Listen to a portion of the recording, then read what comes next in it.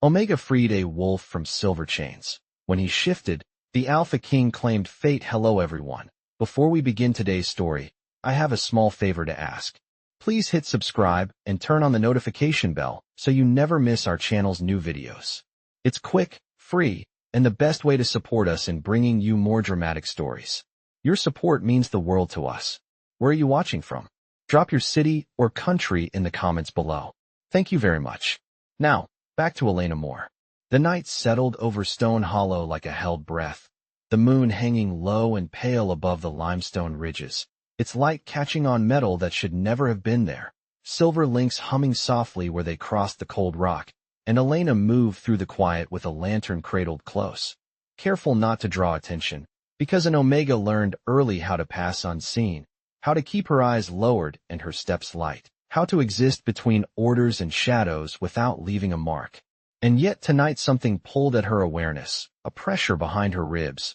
as if the air itself were asking her to listen. She had been sent to tidy the holding grounds, a task given to those considered harmless, and she accepted it as she always did, with a nod and no questions, her hands steady despite the chill that crept through her thin sleeves, counting each pace by habit, measuring distance by the reach of lantern light, noting the smell of damp stone and pine carried on a breeze that promised rain by morning. Then she saw him, a wolf larger than any she had known, his coat dark as wet bark, his breathing slow and controlled, silver chains looped across his shoulders and anchored into the ground, not cutting but burning with a soundless insistence that made her palms prickle, and Elena stopped without meaning to. The lantern flame wavering as her heart did something strange, not fear exactly, not pity, but recognition without a name. The rules said do not linger. The warnings whispered that silver was not for touching, that consequences followed curiosity.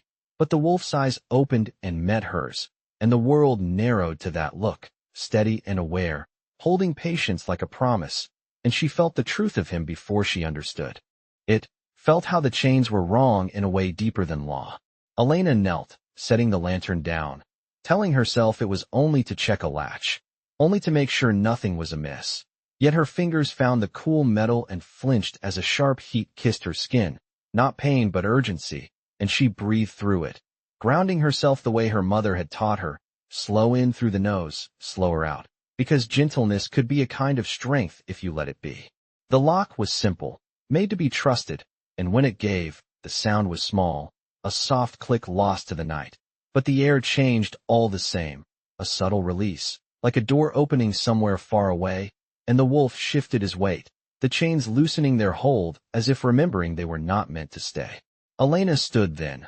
uncertain, her pulse loud in her ears, the moonlight brightening, the ground steady beneath her boots, and she did not know that in that moment fate had already taken notice, that a choice made with quiet hands could echo like thunder, only that she could finally breathe. Elena did not move right away after the lock gave, because stillness had been her shield for most of her life, and instinct told her that silence could be safer than flight. So she stood with her hands curled against her apron, feeling the faint sting fade from her fingertips while the night settled into a new shape around her. The wolf shifted again, chains slack where they had once been tight, and the soft scrape of metal against stone carried farther than it should have, setting her nerves on edge, because sound traveled in Stone Hollow, and sound invited attention. She glanced toward the path that wound back to the main grounds, measuring distance the way she always did, by heartbeats and lantern light, knowing it was a little under a quarter mile to the watch post, close enough for voices to carry if someone laughed too loudly. Elena swallowed and bent to pick up the lantern, willing her breathing to remain calm, because panic had a scent, and Omegas were taught early to hide it. She turned as if to leave, rehearsing the apology she would give if questioned, when a voice drifted in from the dark, light with amusement, calling her name the way people did when they expected compliance. One of the betas stepped into the moonlight, boots crunching on gravel, posture relaxed, eyes flicking from her face to the loosened chains with a smirk that suggested he had already decided what story he would tell. He asked what she was doing, and the question was a performance, not a request for truth, and Elena felt the familiar heat of embarrassment rise as another figure joined him, then another, their presence forming a half-circle that was not a barrier, but felt like one all the same. They spoke over her answers, gentle words edged with condescension, reminding her of rules she knew by heart, suggesting she was confused, that omegas often were, that she should step back and let those better suited handle such matters. Elena nodded, because nodding was easier than arguing, because arguing changed nothing, and she took one careful step away, placing herself between the wolf and the men without quite realizing she had done it, her shoulders squared by habit rather than defiance. The wolf remained quiet, watchful, and the betas laughed softly at that, commenting on how calm the beast was, how harmless it seemed now that it was properly restrained, and Elena felt a quiet ache at the word properly, because nothing about the silver felt right, not in her bones, not in the air that pressed against her skin. When one of them reached to test a chain, Elena spoke without planning to, her voice steady despite the tremor in her hands, asking them to be careful, saying the metal was hot, that it could burn, and the sound of her own concern surprised her as much as it surprised them. The laughter stopped,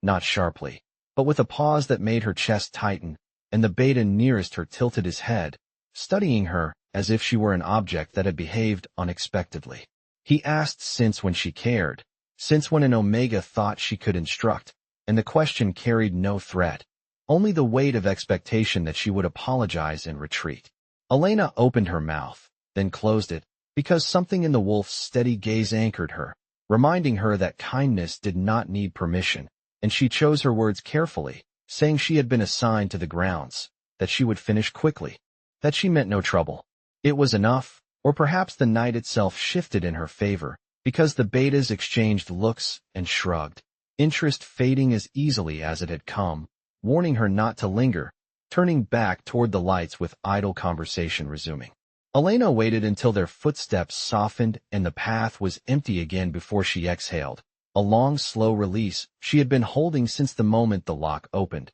and she did not realize that the quiet she felt was not only relief but the first echo of a choice that would no longer let her fade into the background. Elena remained where she was after the voices faded, the lantern warm against her palm, the night quieter but not empty, because Stone Hollow never truly slept, and the silence carried memory the way water carried sound, so she listened with her whole body, counting seconds the way others counted stars. The wolf lowered his head slightly, not in submission but awareness, his breathing deep and even, and Elena felt the strange steadiness of it settle into her chest, easing the tight coil that had formed there, because fear did not thrive when calm was shared. She crouched again, careful this time, examining the loosened links without touching them, noticing how the metal no longer hummed with the same sharp insistence, as if the ground itself had accepted the change. She told herself she should leave, that she had done enough, more than enough, and yet her feet did not obey, held by a sense of unfinished business she could not name. The moon slipped behind a thin cloud, dimming the light, and Elena adjusted the lantern wick, lowering the flame to keep it from carrying, because discretion had always been her quiet skill. She heard footsteps again, farther off, heavier this time, measured and deliberate, and her shoulders tensed as she recognized the rhythm of guards making rounds, their route looping past the holding grounds every half hour, give or take, a pattern she knew because she had learned the world by watching it. The wolf's ears flicked, and he rose to his feet in a smooth motion that made the air feel fuller, not threatening, just present, and Elena lifted a hand without thinking, palm open in a gesture meant to soothe, whispering that it was all right, that he should stay. Still, her voice barely louder than the wind in the grass. The footsteps grew closer, and lantern light bobbed at the edge of the clearing, voices murmuring about schedules and cold coffee, ordinary complaints that made the moment feel strangely fragile, as if it could tip either way with a single misstep. Elena positioned herself where she had been before, not blocking the view outright, but breaking the line of sight just enough that the loosened chains were not obvious at first glance, a small act of geometry born of years spent avoiding notice. When the guards appeared, they greeted her with mild surprise, asking why she was still there, reminding her the grounds would be secured soon, and Elena answered honestly, saying she was finishing up, that she would be gone in a minute, her tone respectful, unremarkable, the kind of voice people forgot as soon as they heard it. One of the guards lifted his lantern higher, light skimming the stone and catching on metal, and Elena felt her pulse jump as his gaze lingered, curiosity sharpening. But before he could step closer, the wolf shifted his weight, chains clinking softly, drawing attention to himself with a controlled ease that felt intentional. The guard commented on how calm the animal seemed, how it was almost like it was trained, and the other chuckled, saying some beasts learned their place quickly, and Elena felt a flare of something protective rise and settle behind her ribs, not anger, not defiance, but resolve. She met the guard's eyes for a brief second, steady and clear, and said the chain had been acting up earlier, that she had tightened the lock to be safe, which was not entirely untrue, because safety depended on perspective. The guard shrugged, interest waning, and told her to clear out before the next round, because paperwork was worse than cold nights, and Elena nodded, relief threading through her spine as they turned away, lantern light retreating down the path. Only when the darkness reclaimed its shape did she let herself breathe fully, aware that the space between her and the wolf felt charged now, not dangerous, but alive, as if something unseen had shifted its weight and settled in, waiting, and Elena understood with a quiet certainty that whatever came next would not allow her to return to being invisible. Elena waited until the night fully reclaimed the clearing, until even the memory of lantern light felt distant, and then she turned her attention back to the wolf with a focus that surprised her, because something had shifted inside her, a quiet decision settling into place like a stone set carefully in a wall. She set the lantern down again, farther from the path this time, shielding the flame with her body so it would not carry, and she assessed the remaining chains with the practiced eye of someone who fixed things for a living, noting how the links were anchored, how the weight pulled not just against the wolf but into the ground itself. The metal was silver, unmistakable, etched with markings meant to endure, and she knew enough to understand that removing it all at once would draw attention, would invite questions she could not answer, but one more lock, one careful adjustment, might change everything without anyone noticing until it was too late to reverse.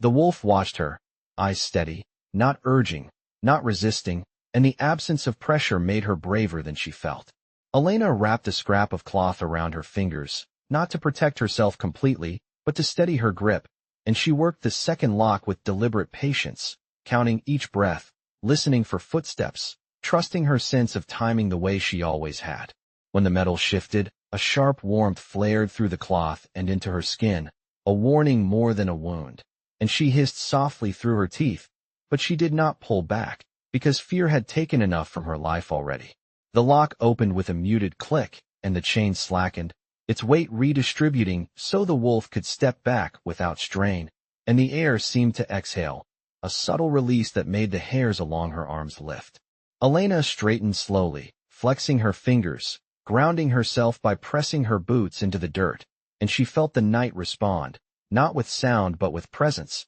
as if stone hollow itself were paying attention. The wolf took a careful step, then another, testing the space now available to him, and Elena felt a rush of relief so strong it almost made her laugh, because movement meant possibility, meant choice. She raised her hand again, palm open, and spoke quietly, telling him there was a narrow path behind the ridge, that if he waited until the next watch passed, he could move without being seen, that the creek beyond would carry his scent away, all practical considerations spoken like a promise. The wolf inclined his head, and for a moment she thought she imagined the understanding in his gaze, but the sense of connection was undeniable, a thread pulled taut between them by trust freely given. A distant bell marked the hour, faint but clear, and Elena knew time was closing around them, that she would be missed if she lingered too long, that questions followed absence like shadows. She reached for the lantern, then hesitated, because leaving it lit would draw eyes, and extinguishing it would leave her in darkness. But the choice felt simple now, so she pinched the flame out and let the night wrap around her, trusting her feet to find the path she knew by heart. She took 2 steps back, then paused, meeting the wolf's eyes one last time, and in that quiet exchange she felt something settle into place, not gratitude, not obligation, but recognition, the sense that what she had done mattered in ways she could not yet measure. When she turned away, moving toward the service trail that would take her back to the main grounds, she did not run, because running would betray her, but she walked with a steadiness that marked her as someone who had made a choice and would carry it, unaware that behind her, the space she left behind was already changing, reshaping itself around a destiny no chains could hold. Elena did not look back as she followed the service trail, but she felt the night rearranging itself behind her, a subtle pull like gravity shifting its center, and with every step the sense of something unfinished pressed closer, not as fear, but as awareness. She counted her paces, 60 to the bend where the old oak leaned, another 40 to the narrow bridge over the dry run, grounding herself in the familiar measurements of work and routine, because routine was how she survived. When she reached the main grounds, the lights were brighter, voices louder, the world resuming its ordinary shape, and for a moment she wondered if she had imagined the weight of what she left behind. But then a low hum rolled through the air, felt more than heard, and conversations faltered, people pausing mid-sentence as if listening for something they could not name. Elena slowed, keeping her expression neutral, shoulders relaxed, because drawing attention was a skill she had mastered in reverse, and she slipped into the rhythm of movement that marked her as harmless. A bell rang again, closer this time, followed by the sound of hurried footsteps, and a ripple of unease spread across the yard,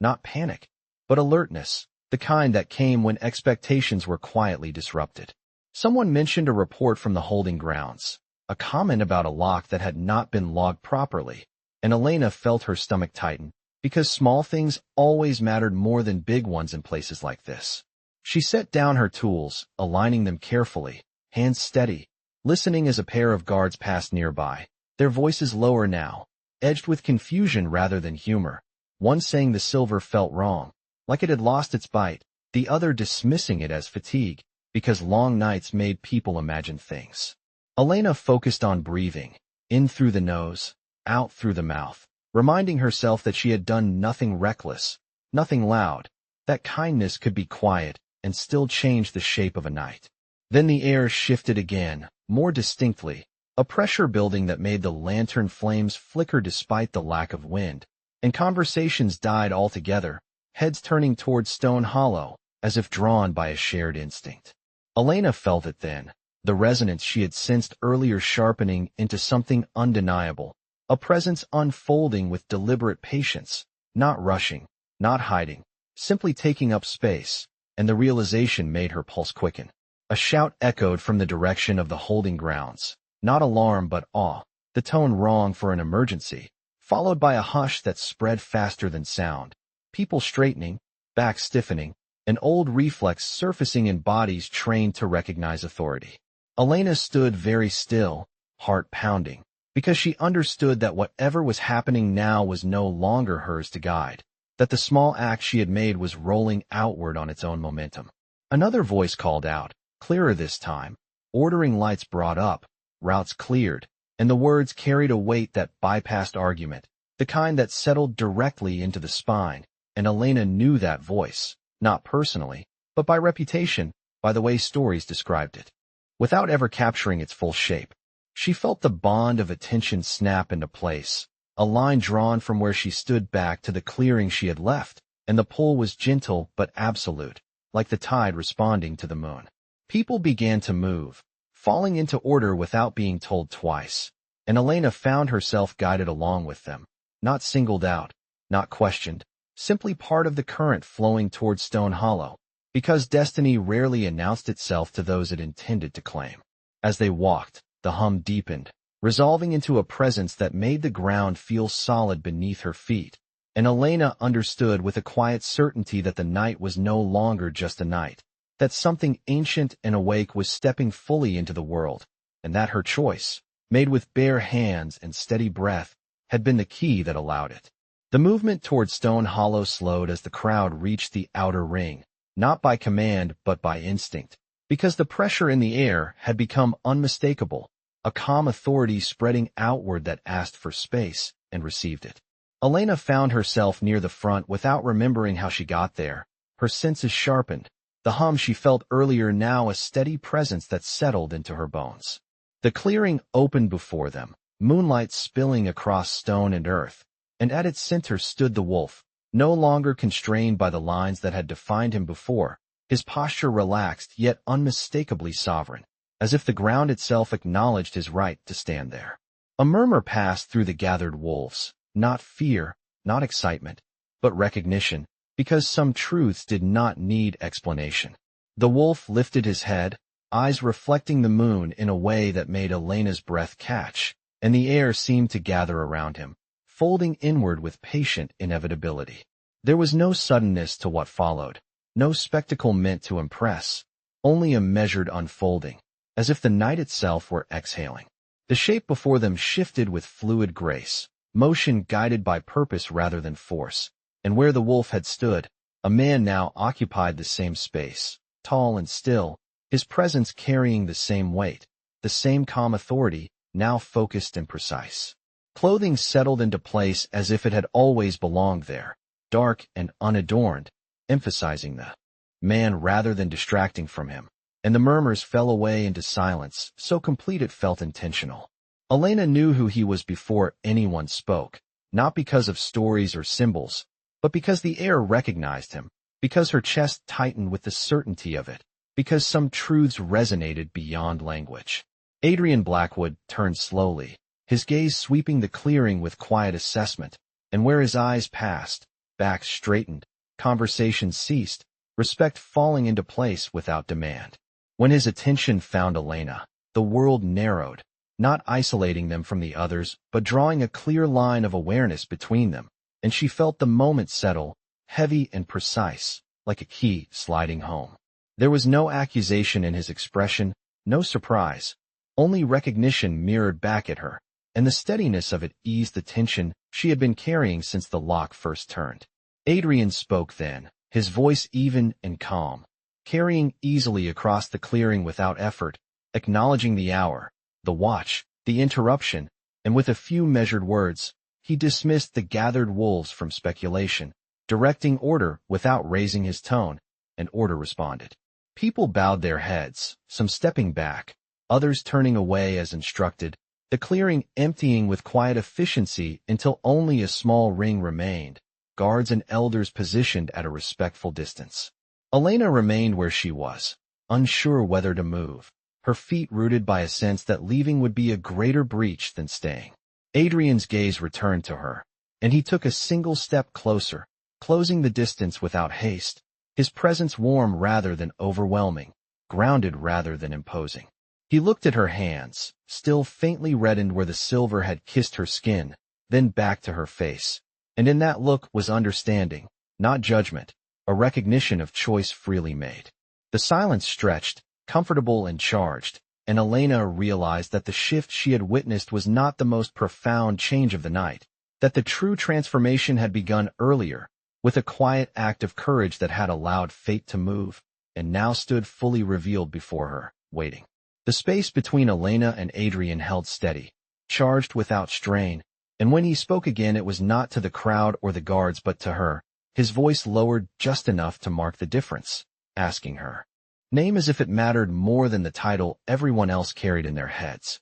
She answered simply, Elena Moore, and the sound of it seemed to settle, as if the night tested the name and approved. Adrian nodded once, acknowledging not just the words but the person behind them, and he gestured with an open hand toward the stones where the chains had been anchored, inviting explanation without accusation. Elena found herself speaking honestly, describing the heat of the silver, the way it felt wrong, the choice she made because leaving it would have been worse, her words careful but unguarded, because something in his attention made pretense feel unnecessary. He listened without interruption, eyes steady, and when she finished, the silence that followed was not judgment but consideration, a thoughtful pause that felt deliberate. Adrian turned then, addressing the small ring of elders who had remained, asking precise questions about the order that placed silver in Stone Hollow, about signatures and dates, about assumptions that had been allowed to stand unchallenged, and each question landed cleanly,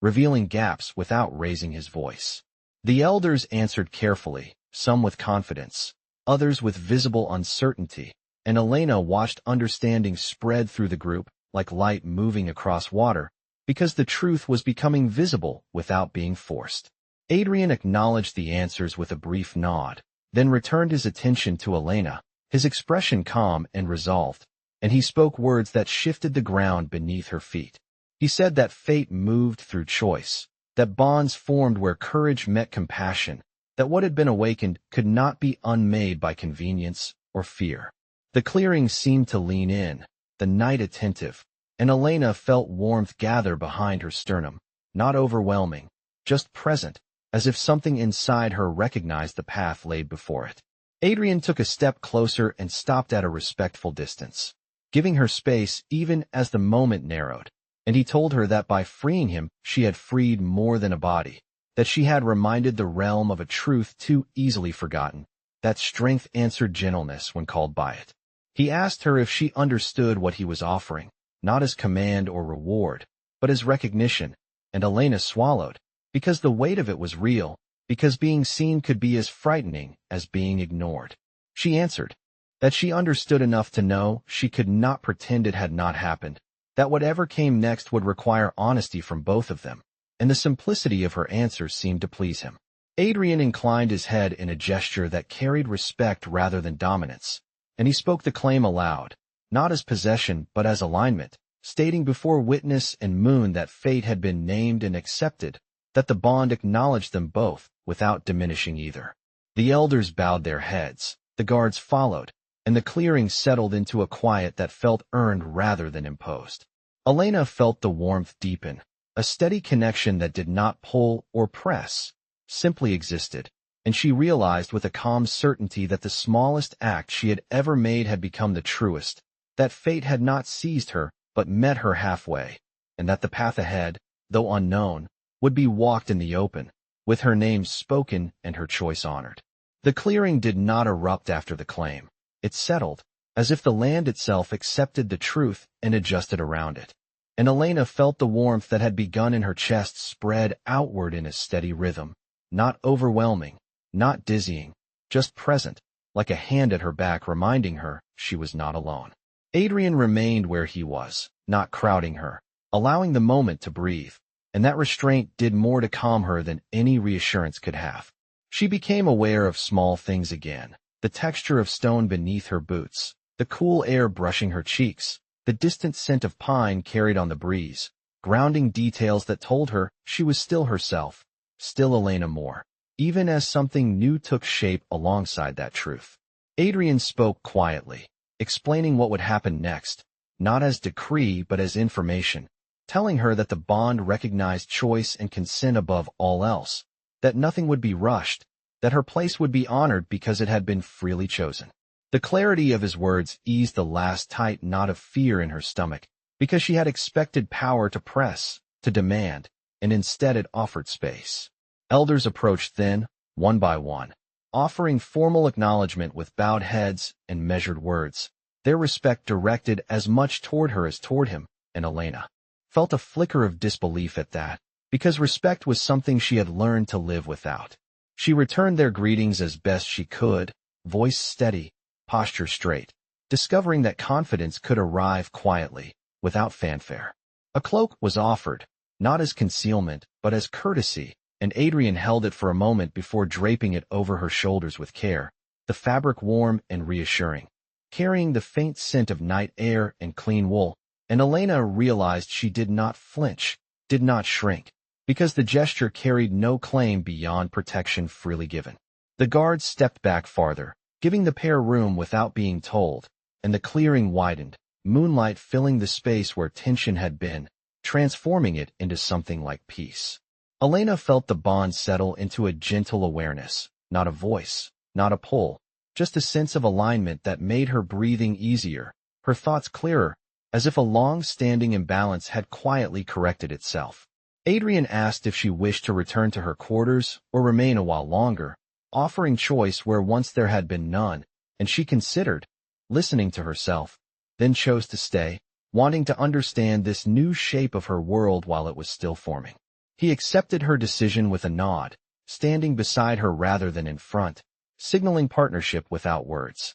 Together they looked out over Stone Hollow, the place that had been a boundary now revealed as a threshold, and Elena felt a calm certainty take root, that whatever challenges lay ahead would be faced openly, that she would not be hidden or silenced again. The moon climbed higher, bright and steady, casting long shadows that no longer felt threatening, and Elena understood that release did not always come with tears or collapse, that sometimes it arrived as quiet strength, as the simple knowledge that she had been seen, chosen, and trusted, and that love, when it came without force, could feel like coming home. The night began to loosen its hold as the moon drifted westward, and with that subtle change came motion, purposeful but unhurried, as Adrian gave quiet instructions that carried without strain, setting the rhythm for what would follow when dawn arrived. Elena watched the clearing transform, not through spectacle but through order, guards repositioning with respect,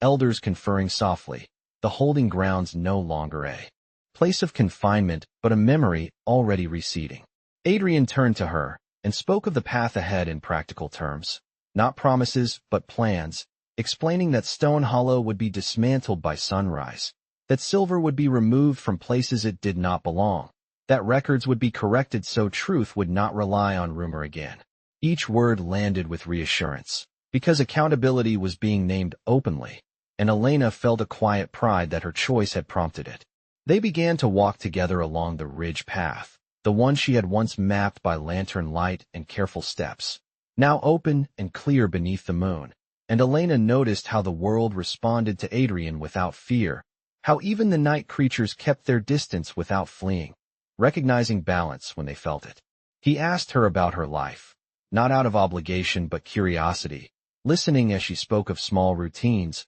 of learning to be useful without being seen, of the comfort she found in fixing things others overlooked, and he received each detail as something of value, as if these pieces mattered to the whole. When they reached the overlook, the valley spread out below them, lights scattered like embers, and Elena realized she had never stood here before without feeling out of place, yet now the space welcomed her without question. Adrian stopped beside her, not touching, simply present, and said that fate did not erase the past, it integrated it, that her strength had always been there even when the world refused to name it. The words settled gently, not as praise but as truth, and Elena felt the last remnants of doubt loosen their grip. A messenger arrived at a respectful distance, delivering updates that confirmed the quiet momentum already underway, and Adrian acknowledged them with calm efficiency, leadership expressed through steadiness rather than command. As the messenger departed,